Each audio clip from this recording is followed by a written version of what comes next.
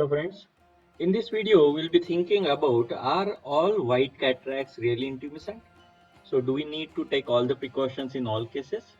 Now, whenever I am operating on a white cataract, I use this test. I call it as a viscoat test or Hylucoat test, where I using a high molecular weight viscoelastic agent which has high specific gravity, and I am trying to push the anterior capsule down. Now, in this case, as you can see, as I touch the anterior capsule with a cannula or even a needle tip, the anterior capsule flattens very easily, as you can see here. And that indicates that the intralenticular pressure in this case is normal. And that's why you can see that the anterior capsule is flat. This can be more appreciated on your three-dimensional view when you're operating. But even on this video, you can easily see that the anterior capsule is much flatter after injecting the Viscoat or Hylucoat or 1.8% hyaluronate. So I think once this sign is seen, that is the anterior capsule is easily flattening, I just go ahead with the regular CCC. I don't have to take more precautions. Now let's look at this second case. I am doing two side ports. You can see here that this is again white cataract looking intumescent. The anterior chamber is on shallower side definitely. As you can see the air bubble, it's difficult to fill the entire AC with the air bubble here. So again I am going to use Hylucoat here. That is my favorite viscoelastic agent, which is similar to Viscoat. So I use this in all white cataracts. Now as I inject, you can see that the pupil starts getting pushed out. But if you see the anterior lens surface, it is not getting that easily flattened as we saw in the earlier case. It will get little bit flattened, but again it will try to become more convex. And that's because the intralenticular pressure here is quite high. So now as I touch the anterior capsule with the cystitome, you can see, unlike the previous case where the anterior capsule flattened very easily, here it is not flattening very easily.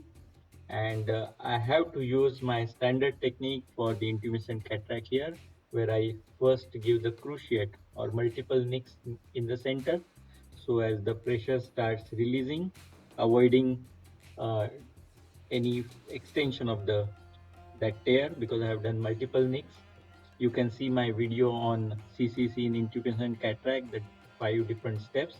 So the second step is removing the intralenticular cortex or liquefied cortex so as to reduce the pressure inside the lens, which is followed by stroking of the anterior capsule.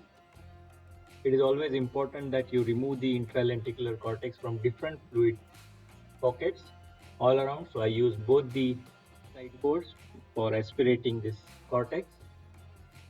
And as you start aspirating, you can see from the areas which are nasal temporal, the anterior capsule has started becoming flatter.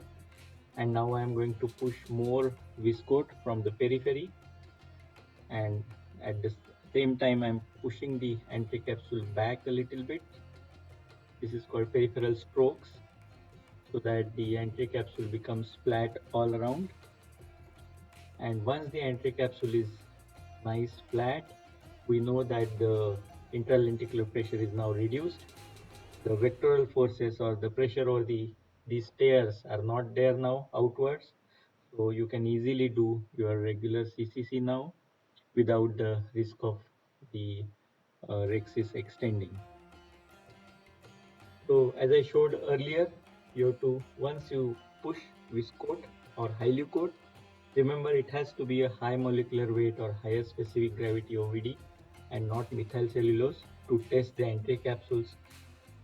Once you push it in the anterior chamber, you have to look for the anterior capsular flattening.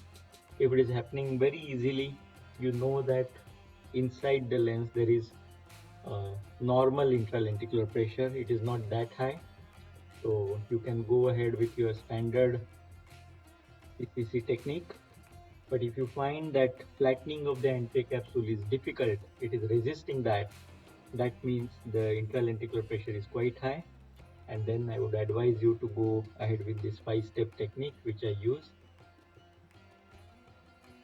There are other tests also. To see it pre-operatively, you can do anterior segment OCT.